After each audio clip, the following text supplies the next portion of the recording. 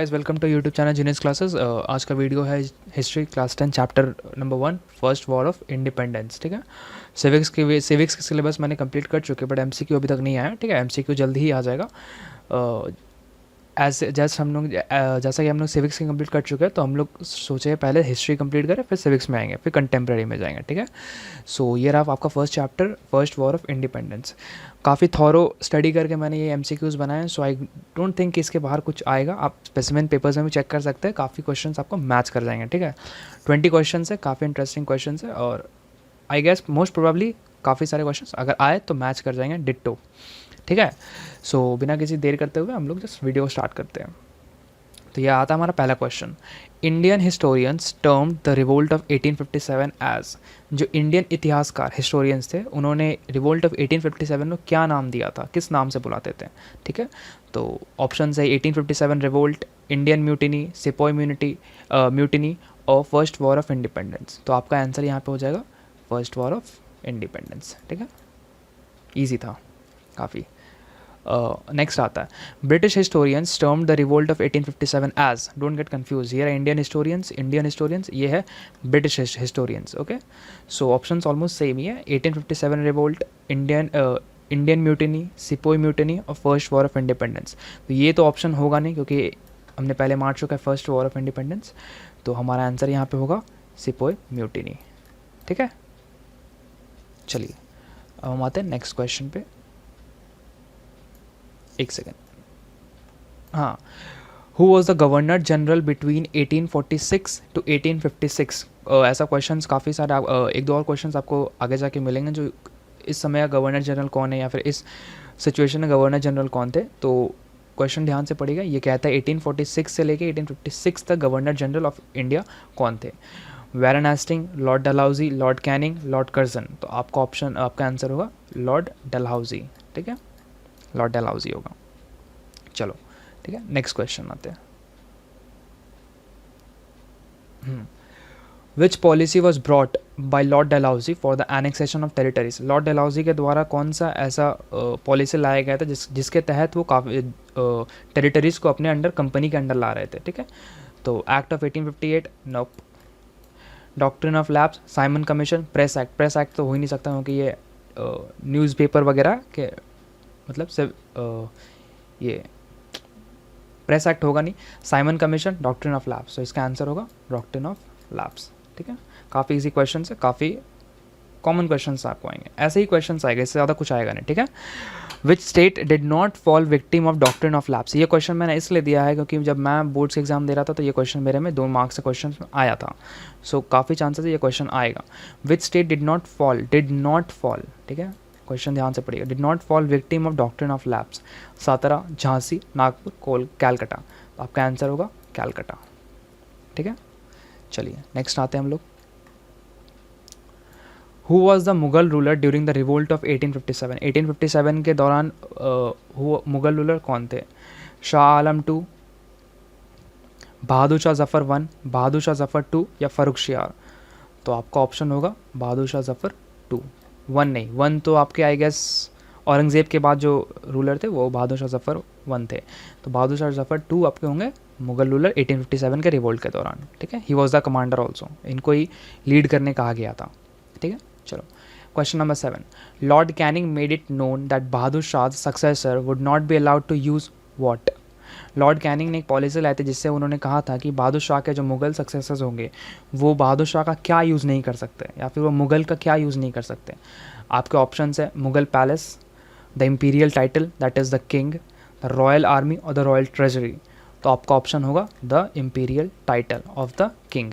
ठीक है, जो किंग बहादुर शाह जफ़र यूज़ होता था ना वो नाम, तो ये वर्ड यूज़ अब नहीं होगा, उनके जो सक्सेसर्स रहेंगे वो यूज़ नहीं कर सकते हैं द किंग या फिर the imperial title, the king का टाइटल। ठीक है, चलो question number 8। Who was the ruler of Awadh and on what ground was it annexed? Awadh के रूलर कौन थे और किस ग्राउंड पे अवध को कंपनी के अंडर लाया गया था? एनेक्स मतलब छीन लिया गया था। कौन? Nana Saheb, Awadh was revolting against British, wrong. ठीक है, Hyder Ali, Awadh was not being managed well. Hyder Ali जो थे आपके हैदराबाद के रूलर थे, तो ये रॉन्ग आंसर होगा। ठीक है, तो आपका ऑप्शन होगा यहाँ पे वाजिद अली शाह। ठीक है, he was the ruler of the Awadh and he on what ground, Awadh was not being managed well, ठीक है। अगर आप हिस्ट्री का बुक पढ़ेगा तो उसमें आपको डायरेक्ट दे देगा यहाँ पे, ठीक है। कंपनी क्यों अवध को किस किस मतलब on what basis did the company take Awadh, they said that Awadh was not being managed well. Okay, so this was the exact line used by the British. Okay, so just let's move on to the next question. Question number 9. एक second. Yeah. Which religious book was introduced in the government schools by the British? ठीक, कौन सा religious book British के द्वारा school में government schools में introduce किया गया था? भगवत गीता, कुरान, बाइबल और नन ऑफ द अबव। तो आपका ऑप्शन होगा ऑब्वियस बात, ब्रिटिश क्रिश्चियंस थे तो बाइबल, ठीक है, बाइबल होगा। इजी क्वेश्चन है। चलो नेक्स्ट आते हैं हम लोग। या हाँ, which act was passed in 1856, ठीक है, कौन सा एक्ट 1856 में पास किया गया था? एक सेकेंड। या तो आपका विच एक्ट वॉज पास इन 1856 आपका होगा एक्ट, ऑप्शन से act of property, window remarriage act, press act या गवर्नमेंट ऑफ इंडिया एक्ट, ठीक है। तो आपका ऑप्शन होगा गवर्नमेंट ऑफ इंडिया एक्ट 1856, ठीक है, ऑप्शन सी होगा। नेक्स्ट आता है what way the two things introduce by the British but way look down by the Indian masses. ऐसा कौन सा चीज़ था जिन्होंने ब्रिटिशर्स ने इंट्रोड्यूस किया था बट इंडियन लोगों ने उस चीज़ को नापसंद किया था, they didn't like the idea और दे फेल्ट टेरिफाइड या फिर डरे हुए थे वट। तो ब्रिटिशर्स ने इंट्रोड्यूस किया था but Indian masses did not accept it. क्या थे वो? Car, telephone lines, railway and telegraph lines, car, buses, English education and telegraph. तो आपका ऑप्शन होगा रेलवे एंड टेलीग्राफ लाइंस, ठीक है।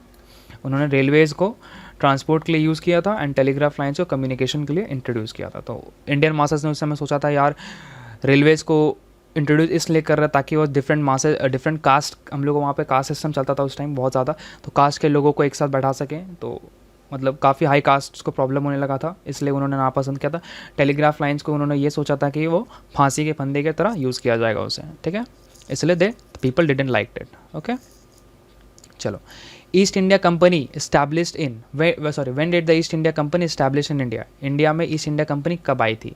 तो आपका ऑप्शन ईजी होगा 1600 AD। ओके, 1600 AD, सिंपल सा क्वेश्चन है, 405 जाना नहीं है, सीधे 1600, दैट्स इट, ठीक है, 1600 AD।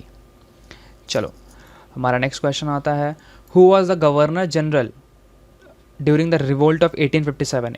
देखो यही क्वेश्चन मैं बोला था, उस टाइम 1856 तक था, ठीक है, तो आपका लॉर्ड डलहौजी होगा, बट 1857 का रिवोल्ट के टाइम कौन गवर्नर जनरल थे? तो आपका होगा ऑप्शन है Lord Canning, Lord Irving, Lord Lytton, Lord Willington. आपका आंसर होगा लॉर्ड कैनिंग, ठीक है।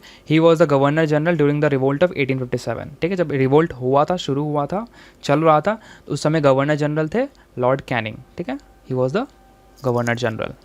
चलो, who was the author of the book the first war of independence? Okay, just या who was author of the book the first war of independence 1857 to 1859? ये एक book का नाम है, ये क्वेश्चन आई गेस आएगा नहीं बट मुझे मिला सो मैंने डाल दिया, नॉलेज रखने में कोई खराबी नहीं है। तो आपका ऑप्शन होगा, ये ऑप्शन है Karl Marx, Syed Ahmed Khan, R C. Majumdar, S N. Sen. तो आपका ऑप्शन होगा कार्ल मार्क्स, ठीक है। Karl Marx was the author of the book the first Indian war of independence 1857 to 1859। He was the author. Who was it? Karl Marx. Okay, चलो, so now we move on to the next question. Which of the following is not an economic causes of revolt of 1857? इनमें से कौन सा ऐसा है जो कि economic cause नहीं है ऑफ 1857? देखो ये क्वेश्चन मैंने इसलिए फ्रेम किया ताकि आप बाकी सारे ऑप्शंस जान लो, अगर क्वेश्चन घुमा के भी आया तो आपको ऑप्शंस में आप एटलीस्ट याद कर लो कि हाँ ये ऑप्शन था, that means it is a economic cause. But यहाँ क्वेश्चन क्या है, which is not an economic cause. आप नॉट और एंड में डिफरेंस मतलब ध्यान रखिएगा, ठीक है, जब नॉट बोलेगा तो आपको याद रखना कौन सा नहीं है, जब which of the following is the economic cause समझिए कौन सा है, ठीक है। देखो, the ruin of trade and handicrafts, obvious बात है, ट्रेड एंड हैंडीक्राफ्ट्स किस में आते हैं? इकोनॉमिक कॉजेज में आते हैं, तो ये आपका ऑप्शन होगा नहीं। इंप्रूवमेंट ऑफ कल्टीवेटर्स, अगर कल्टीवेटर्स रिलेटेड रहेगा तो ऑब्वियस बात टैक्स आएगा, टैक्स जहाँ आएगा तो वो इकोनॉमिक कॉज हो गया, ठीक है, तो ये होगा नहीं। Inhuman treatment of Indigo cultivators वगैरह टैक्स वगैरह के सीन में पड़ जाता है, तो ये ऑप्शन होगा नहीं। तो आपका ऑप्शन होगा disproportion of Indian and British troops, ठीक है। चलो ये रहा आपका option, disproportion of Indian and British rule, ये पॉइंट होगा, this is not an economic cause, ये होगा एक मिलिट्री कॉज में आएगा, ठीक है। तो we move on to the next question. या देखो विच ऑफ, मैंने तीनों पॉइंट्स कवर कर लिए यहाँ पे, मिलिट्री कॉज, इकोनॉमिक कॉज वगैरह जो भी है, और एडमिनिस्ट्रेटिव कॉजेज जो भी था कवर कर चुका हूँ। Which of the following is not a military cause of 1857, revolt of 1857, ठीक है। कौन सा एक मिलिट्री कॉज नहीं था? लो salary and poor prospective of promotion, obvious बात है ये मिलिट्री को लेके ही है, सो ये होगा नहीं।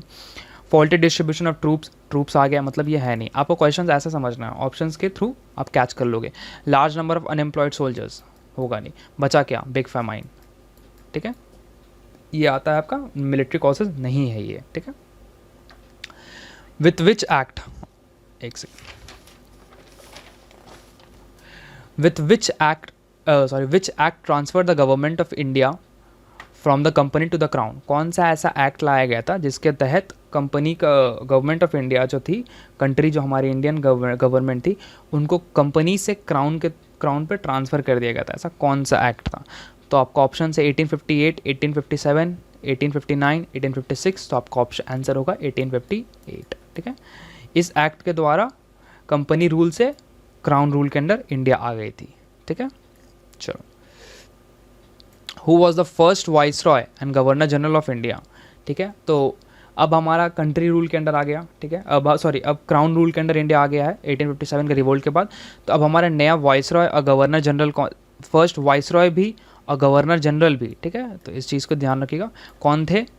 लॉर्ड डलहौजी नहीं, क्योंकि 1856 तक थे। कर्जन नहीं थे, हेस्टिंग नहीं थे। आपका ऑप्शन होगा Lord Canning. Lord Canning was the first governor, viceroy and governor general of India. अगर आपसे पूछे who was the first viceroy भी, तो यही थे। First governor general of India कौन थे? आप free India, sorry, first governor general कौन थे? वो यही थे, ठीक है। एक सेकेंड, या आ गया। ये हमारा लास्ट 2 क्वेश्चन आता है।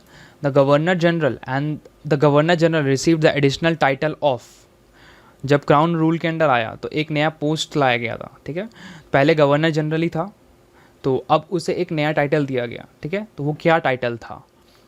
जनरल, तो जनरल तो पहले ही है, तो ये होगा नहीं, ठीक है। किंग तो होगा नहीं भाई, क्योंकि क्वीन तो विक्टोरिया ही थी। कमांडर नहीं, आपका ऑप्शन होगा वाइस रॉय। ये जो नया टाइटल वाइस रॉय था, जो कि गवर्नर जनरल में लाया गया था। जैसा प्रीवियस क्वेश्चन में था, वो was the first vice Roy and governor general, तो सेम गवर्नर जनरल था ही, इसमें वाइस रॉय भी ऐड हो गया था। तो क्या था? वाइस रॉय, ठीक है। विच कमीशन, हाँ, तो हमारा क्वेश्चन नंबर 20 आता है। Which commission was appointed to inquire the title deeds of owners of large states? Large states मतलब ज़मींदार वगैरह के जो ओनर्स थे, उनको चेक करने के लिए कमीशन लाया गया था। उस कमीशन का नाम क्या था, ठीक है। तो आपका ऑप्शन है साइमन कमीशन, इनाम कमीशन, हिल्टन यंग कमीशन या वेटले कमीशन। तो आपको आंसर होगा इनाम कमीशन, ठीक है। ये कमीशन लाया गया था चेक करने के लिए, किसको? ज़मींदार वगैरह, ठीक है, लार्ज स्टेट ओनर्स को चेक करने के लिए, ठीक है। तो ये रहा आपका टॉप 20 क्वेश्चंस जो आपके एक्सपेक्टेड आ सकते हैं फर्स्ट सेमेस्टर एग्जाम में। इसके बाहर आई डोंट थिंक कुछ भी आया, क्योंकि मैंने काफ़ी specimen papers, previous year papers, books वगैरह सर्च करके क्वेश्चंस लाया। ईजी क्वेश्चन है, बहुत छोटे वीडियो में कवर हो गया, ठीक है। आपको पढ़ने में भी ईजी होगा, जैसे इसको कवर कर लेना एंड फर्स्ट चैप्टर कंप्लीट हो जाएगा। और नेक्स्ट हम जितने भी सब्जेक्ट्स मेरे इकोनॉमिक्स और ज्योग्राफी और हिस्ट्री जो भी है, जल्द से जल्द मैं ला के इस मंथ में कंप्लीट करूँगा, ताकि आप जल्दी से पढ़ के आपको 1 महीने का रिविजन का टाइम मिल जाए and you score the best marks possible, okay. काफ़ी सारे इंटरेस्टिंग क्वेश्चंस और नेक्स्ट चैप्टर्स में ले आऊँगा। पिक्चर स्टडी भी लेके आऊँगा, क्योंकि स्पेसिमेन पेपर में चेक किया हूँ कि पिक्चर स्टडी भी आ रहा है। सो मैं पिक्चर स्टडीज़ पे एक अलग हो सके तो वीडियो बना दूंगा, ताकि सिर्फ पिक्चर स्टडी वगैरह क्वेश्चन से रिलेटेड लेके, ठीक है। So don't worry and just give us some time, okay, trust us, we are there, don't worry. So यही पूरा वीडियो था। एंड जैसा अनिरुद्ध सर ने कहा है कि एक नया बैच वो लेके आ रहे हैं, जो 0 से हीरो बैच, जो 2 साल कोई पढ़ाई लिखाई नहीं की, उनके लिए स्पेशल बैच है, ठीक है।